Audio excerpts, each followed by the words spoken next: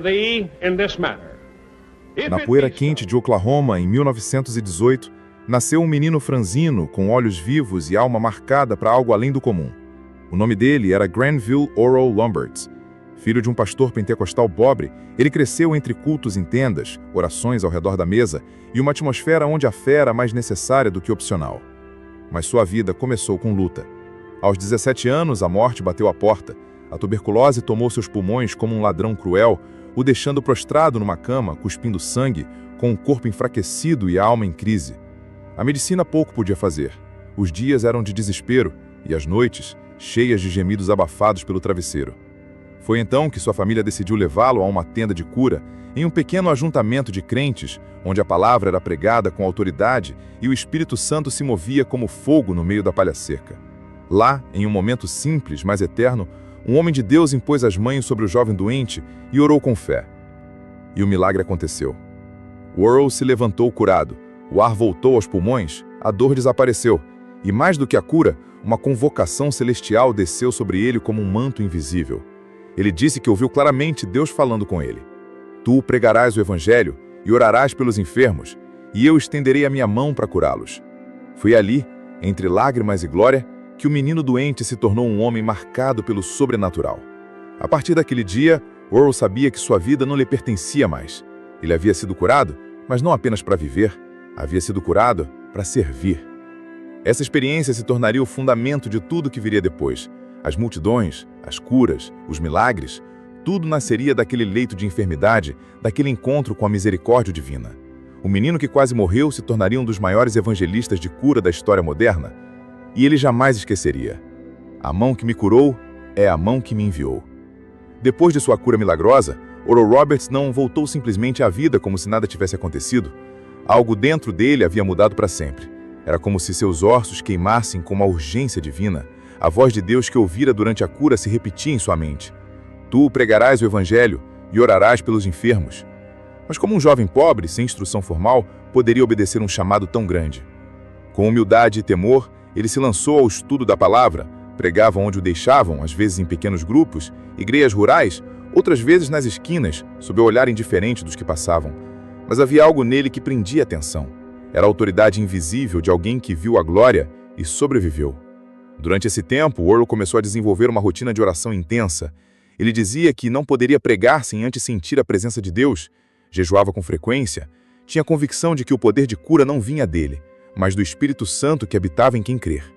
Então, um dia, chegou o momento que mudaria tudo. Durante uma pequena reunião, uma senhora foi levada à frente. Ela mancava há anos, com dores crônicas e limitação para andar. Worrell sabia que aquele momento em que tudo seria provado, ou Deus o havia realmente chamado, ou ele voltaria para casa com vergonha. Com mãos trêmulas, mas fé firme, ele impôs as mãos sobre ela e orou. Simples, direto, sem gritos. Em nome de Jesus Cristo, o Filho de Deus, seja curada. Nada aconteceu por alguns segundos, até que ela começou a chorar. E então, para espanto de todos, ela começou a andar normalmente. Worrell ficou em choque. Todos estavam. Mas ali nascia um ministério que incendiaria o mundo.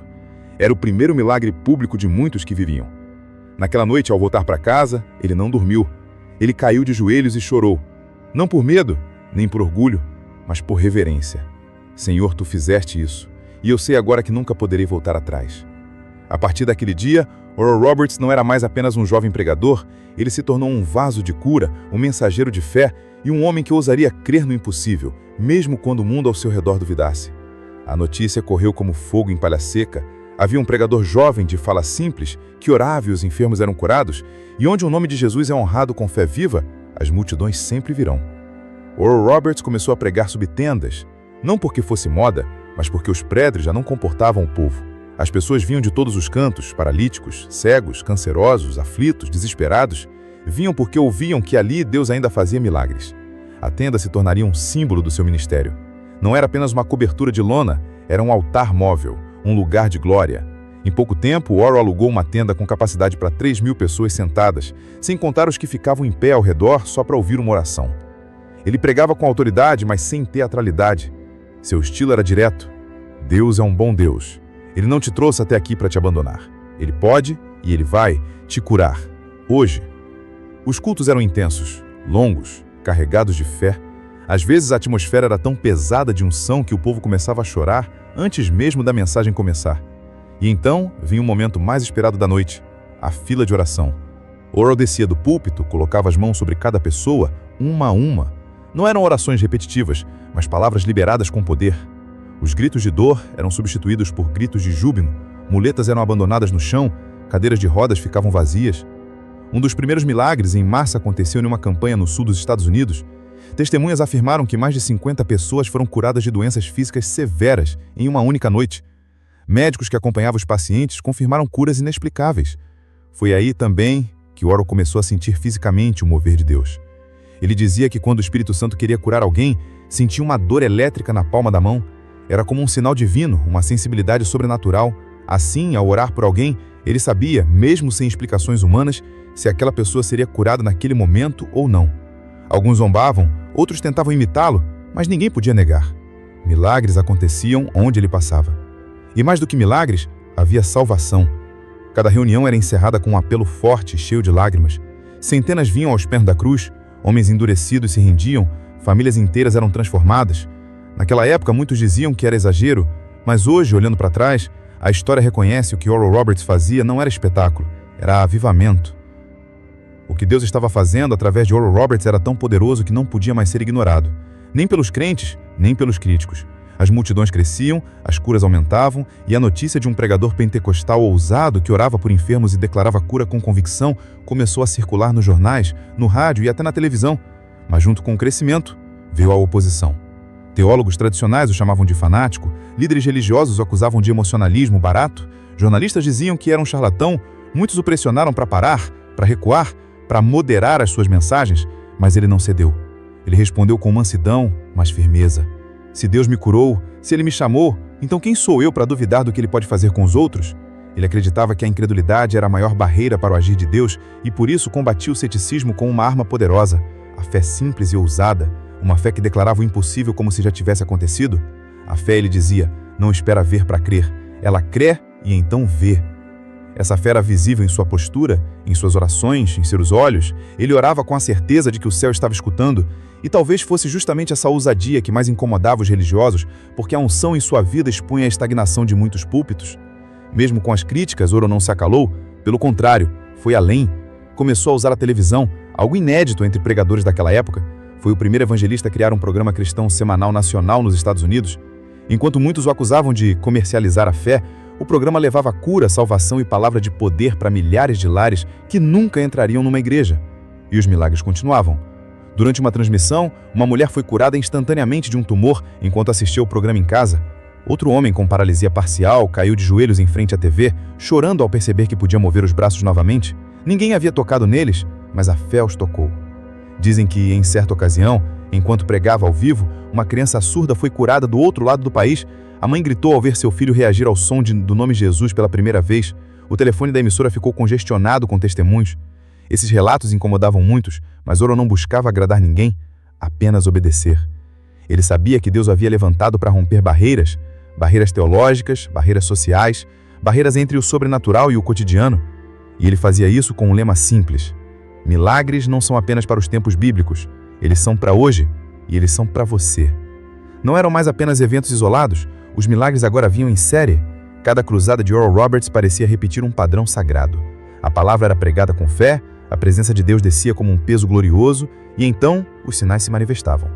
Pessoas eram libertas de enfermidades físicas, mas também de depressões profundas, tormentos espirituais e vícios que pareciam inquebrantáveis. Era como se uma atmosfera de céu se criasse sobre a lona da tenda e muitos diziam, não dá para explicar, só quem esteve lá entende o que foi. Os testemunhos explodiam, famílias inteiras eram transformadas. Em uma cruzada em Kansas City, um rapaz de 19 anos, cego desde o nascimento, teve a visão restaurada diante de milhares. Quando abriu os olhos pela primeira vez, apontou para a luz no palco e chorou. É a primeira coisa que vejo e é Jesus que me curou. Em outra campanha no Texas, uma senhora de 70 anos chegou carregada pelos filhos, sem conseguir andar por mais de 2 décadas. Oral colocou a mão sobre a cabeça dela e orou: Pai, em nome de Jesus, dá força às pernas que estavam mortas. E diante dos olhos da multidão, ela se levantou e andou sozinha. Gritava, chorava, dançava e o povo gritava com ela. Esses milagres eram documentados, médicos confirmavam curas inexplicáveis, repórteres vinham às reuniões céticos e saíam atônitos. Alguns se rendiam a Cristo ali, mesmo dominados pela presença que não sabiam nomear, mas que reconheciam como real. Dizem que uma vez, durante uma cruzada em Nova York, o poder de Deus caiu tão forte na fila de oração que várias pessoas começaram a ser curadas antes de Orrell sequer tocá-las. Os voluntários que ajudavam a organizar o fluxo de pessoas começaram a chorar e se ajoelhar, sentindo a unção do Espírito encher o ambiente como uma nuvem. Dizem também que, certa noite, um homem endemoniado avançou até o púlpito, tentando interromper a reunião, mas ao chegar diante de Orrell, caiu ao chão como morto e começou a gritar pedindo misericórdia. Foi liberto ali mesmo. Não era só no púlpito que os milagres aconteciam. Orrell contava que muitas vezes sentia Deus mostrar nomes, doenças e direções enquanto orava antes do culto. Ele dizia: "O Espírito Santo me guia como um médico celestial. Ele conhece cada dor escondida." Esse tipo de sensibilidade sobrenatural o acompanharia por toda a vida e os frutos também. Oral Roberts não estava apenas curando corpos. Ele estava ativando destinos. E por isso ele sempre encerrava cada noite com a mesma frase: "Dê glória a Deus pelo que você recebeu, mas creia por aquilo que ainda vai acontecer." Enquanto muitos o conheciam como o homem da tenda, o curador de multidões, por trás de tudo isso, Orrell era um homem de visões. Deus falava com ele de forma direta, clara e, às vezes, assustadoramente precisa. Foi numa dessas noites solitárias, após uma cruzada, que Orrell teve uma de suas experiências mais marcantes. Ele orava, buscando direção sobre o futuro do seu ministério, quando sentiu o ambiente mudar. A sala se encheu de uma presença tão forte que ele caiu de joelhos. Seus olhos se abriram espiritualmente e ele viu um enorme cavalo branco vindo dos céus, montado por um homem com vestes resplandecentes. A voz do Senhor falou com clareza: "Eu te ungi para alcançar os doentes, mas também para treinar os saudáveis. Levanta uma geração que saiba ouvir a minha voz." Essa visão se tornaria o início de algo que mudaria não só sua vida, mas o próprio futuro da educação cristã. Orrell entendeu. Era hora de construir uma universidade. Parecia loucura. Um evangelista pentecostal com formação simples agora queria construir uma instituição acadêmica de excelência? Muitos zombaram. Disseram que era impossível, que seria um fracasso. Mas ele obedeceu à visão.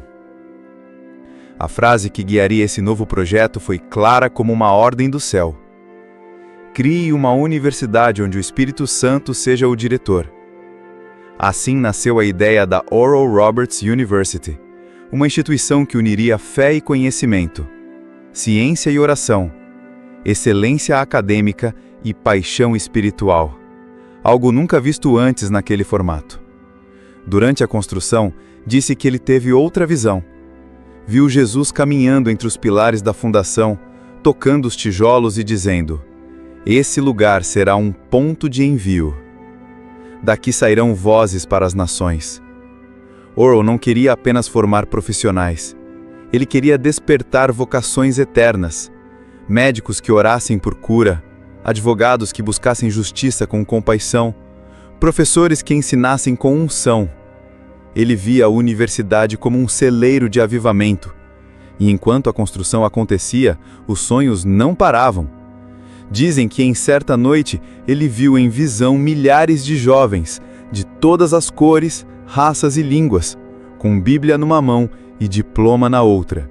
Eles marchavam por cidades e nações dizendo: "Somos filhos do avivamento." Essas visões moviam Orrell a não desistir, mesmo quando os recursos acabavam, mesmo quando os críticos aumentavam, mesmo quando tudo parecia impossível.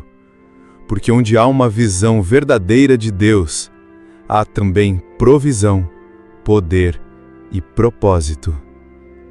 Enquanto muitos evangelistas da época ainda estavam restritos às tendas e às igrejas locais, Oral Roberts ousou entrar em um novo território: a televisão. Para alguns era apenas uma ferramenta mundana, para ele era o púlpito do futuro. Foi em 1954 que ele gravou seu primeiro programa de televisão. A produção era simples, câmeras fixas, poucos microfones, mas a presença de Deus era palpável. Ele orava, pregava, impunha as mãos e milagres começavam a acontecer ali mesmo, diante das câmeras. Era algo jamais visto. Logo, o programa The Oral Roberts Healing Hour estava sendo transmitido para milhões de lares americanos, e mais tarde para o mundo. Pessoas escreviam cartas dizendo: "Enquanto você orava pela televisão, senti fogo nas minhas pernas e levantei da cadeira de rodas." Ou: "Meu filho estava com febre. No momento em que você estendeu a mão pela tela, ele foi curado." Era o poder de Deus atravessando as ondas do rádio e da imagem, alcançando lares, hospitais, prisões, lugares onde a tenda jamais poderia chegar. A ousadia de Oral na TV causou espanto e resistência. Líderes religiosos mais tradicionais o criticavam. Como alguém pode ministrar cura pela tela? Isso é um teatro. Mas ele dizia: se Deus pode usar um lençol para curar, como em Atos, por que não poderia usar um cabo de televisão? O que poucos sabiam é que por trás de toda essa visibilidade havia uma vida de sacrifício e oração intensa. Dizem que antes de cada gravação, Oral jejuava e se trancava por horas.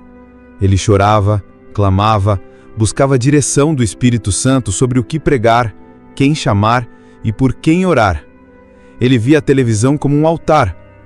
As curas documentadas começaram a se acumular. Um homem de Chicago com o câncer terminal escreveu: "Eu coloquei minha mão sobre a TV, como você disse, e fui envolvido por uma paz profunda. No dia seguinte, os exames não mostravam nada." Uma criança surda voltou a ouvir durante uma oração transmitida.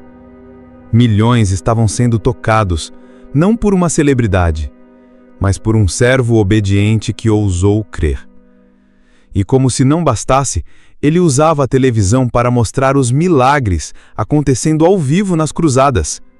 Pessoas vinham à frente, surdas, cegas, com muletas, e saíam andando, gritando, chorando. Era um choque para o mundo. E ao final de cada programa, sua voz suave declarava: "Deus é um Deus bom, e algo bom está para acontecer com você." Essa frase se tornaria um marco, repetido por milhões ao redor do mundo. Era mais do que um slogan, era uma profecia. Oral Roberts havia rompido todas as barreiras. Agora o evangelho não estava mais limitado por paredes ou por distâncias. Ele estava entrando nos lares, nos corações, nas nações. E tudo isso começou com um homem simples, do interior de Oklahoma, que ousou dizer: "Sim, Senhor, eis-me aqui." Nem todo monte é luz, nem toda jornada é sem feridas. E mesmo os grandes heróis da fé carregam cicatrizes que poucos conhecem. Oral Roberts, embora usado por Deus, de forma poderosa, também enfrentou tempestades, críticas e momentos de dor que quase o fizeram desistir. Com o crescimento do ministério, a fama, os milhões de cartas e doações chegando todos os meses, os olhos do mundo começaram a pesar sobre ele. Alguns o chamavam de visionário, outros de manipulador. A imprensa secular zombava dos milagres. E até entre líderes cristãos havia aqueles que o julgavam duramente. Diziam: "Oral ficou milionário com a fé dos pobres." Mas ele não respondia. Dizia que o seu juiz era Deus. Mesmo assim, as críticas o machucavam. Ele era um homem de oração, mas também era humano, frágil, sensível.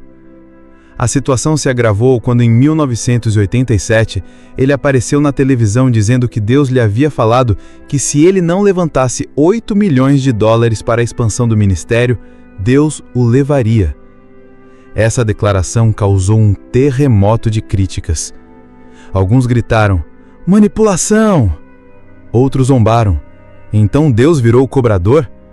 Mas Oral insistiu que ouviu a voz do Senhor. Ele se pôs de joelhos diante das câmeras, chorando, e pediu ajuda. O montante foi arrecadado, porém o dano à sua reputação estava feito. As manchetes diziam: "Oral ameaça morrer se não conseguir dinheiro." Muitos começaram a se afastar. O peso da vergonha caiu sobre seus ombros. Ele chorava em silêncio e começou a se perguntar se ainda era útil para Deus. A dor se tornou ainda mais profunda com uma tragédia familiar. Seu filho mais velho, Ronnie, Tirou a própria vida após anos lutando contra o vício e a depressão. Foi um golpe que abalou toda a família. Orrell, quebrado, se recolheu. Chorava como um pai, não como um pregador, não como um apóstolo da fé, mas como um homem. Dizem que ele passou noites inteiras deitado no chão do seu quarto gritando: Senhor, por quê? Por quê? Ele estava em seu Getsêmani. Não havia multidões, câmeras, milagres. Apenas lágrimas e perguntas sem resposta. E foi ali, nesse vale escuro, que o Espírito Santo voltou a visitá-lo. Não com trovões ou visões, mas com uma presença suave, sussurrando: Eu ainda te amo, Orrell, e ainda não terminei com você. A dor o marcou, a perda o mudou, mas ele não abandonou o chamado. Em vez de parar, ele decidiu continuar. Não mais com a força da juventude, mas com a maturidade de quem conheceu o peso da cruz. Ele passou a ensinar mais, discipular mais, investir na nova geração. Já não buscava multidões, agora buscava corações. Orrell entendeu que até os vasos mais usados também quebram. Mas Deus continua usando os cacos. Mesmo após os escândalos e as dores pessoais, Oral Roberts não parou. Ele entendeu que a sua missão não era apenas pregar, curar ou ser uma voz no rádio. Era plantar algo que durasse além de sua vida.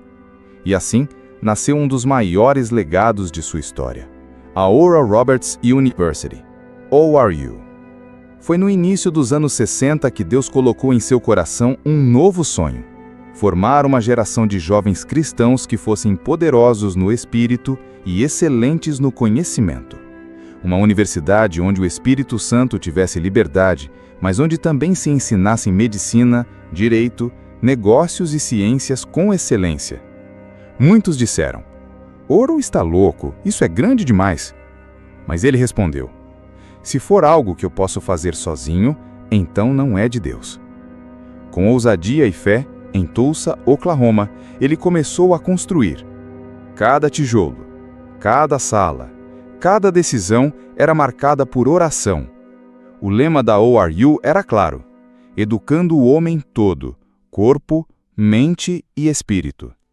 A universidade cresceu rapidamente. Jovens do mundo inteiro chegavam. Havia capela obrigatória, culto diário, ensino bíblico em todas as áreas. Médicos cristãos começaram a ser formados.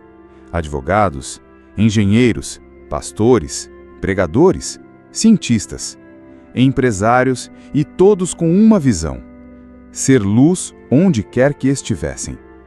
A ORU não era apenas um campus, era uma base de envio. Orrell dizia: se eu curar corpos, mas não transformar mentes, o que ganhei? Se encher estádios, mas não formar líderes, deixei um vazio? E assim, ano após ano, milhares se formaram.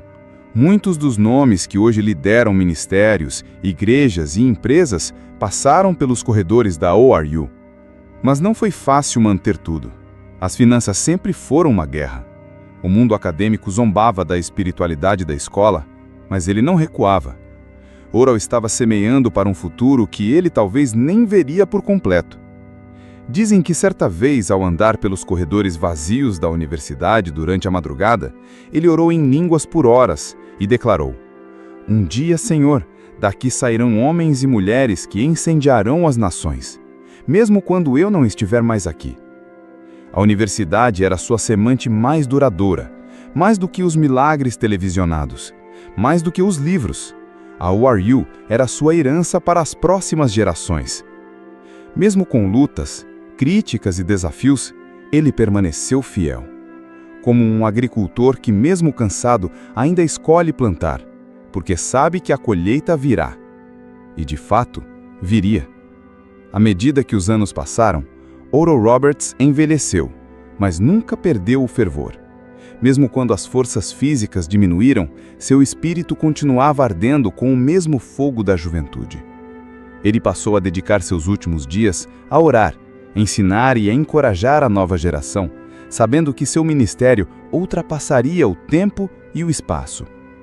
Orwell sabia que sua missão não era apenas sobre ele, mas sobre um mover de Deus que continuaria muito depois da partida.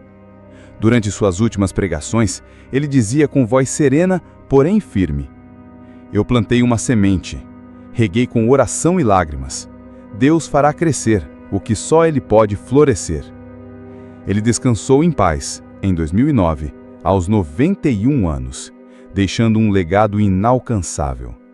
Milhões curados, multidões alcançadas, uma universidade que continua a formar líderes, um ministério de fé e ousadia que inspira até hoje. Dizem que o espírito de oração que ele levantou ainda ecoa nos corredores da Oral Roberts University e nas tendas onde sua voz se fez ouvir. Sua vida foi um exemplo de ousadia, fé e obediência, e sua mensagem continua viva. Não tenha medo de orar grande, não tenha medo de crer no impossível. Deus é o mesmo, ontem, hoje e para sempre. Paz, quão grande paz, é quando eu vou dormir e ouço os seus passos. Jesus, tu és meu tesouro, toda a riqueza desta vida não se compara a ti. Paz, quão grande paz, é quando eu vou dormir e ouço os teus passos. Jesus, tu és meu tesouro, toda a riqueza desta vida não se compara a ti.